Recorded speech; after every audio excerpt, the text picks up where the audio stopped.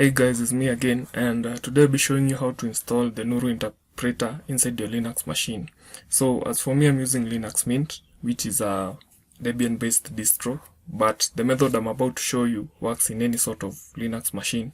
It is distro independent or distro agnostic. So what we have to do first is just go open your browser and just search for Nuru programming language, this one over here, and just scroll down until you see this GitHub repo for the language. Click on it. Then after it has loaded, there is a markdown file over here that shows some instruction for installing the Nuru interpreter in different platforms or operating systems. So as for this video, we'll be concentrating on the Linux one. Just follow these steps. So first of all, we have to download the binary using curl.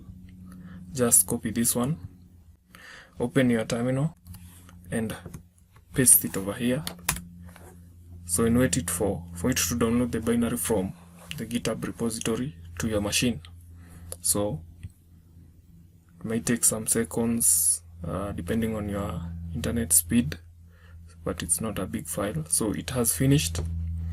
So next what we have to do is copy the second command. So on the second command, what it does, it extracts the binary tar.gz file and copies the executable Nuru interpreter inside your binary or bin folder inside your Linux machine.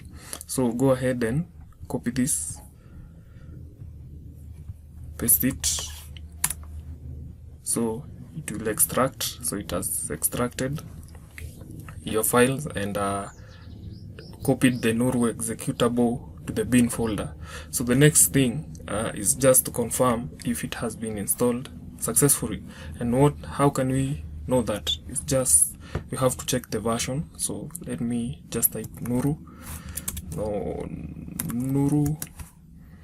then you can say something like -v, then enter. So as you can see, it is installed successfully. So let us test it by writing just a simple hello world program and try to compile it. So I will go ahead and just create a Nuru file. So I will use nano as my text editor. So nano, then main.nr. Remember that you can use nr or sw as your file extension for writing some Nuru code. So just press and enter. I will write just a simple print statement. So by using the andika function, so andika, then I will pass in a string that says hello Africa.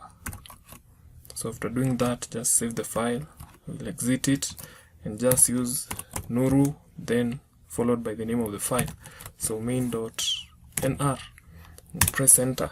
So as you can see, it has worked. Nice. So see you on the next one.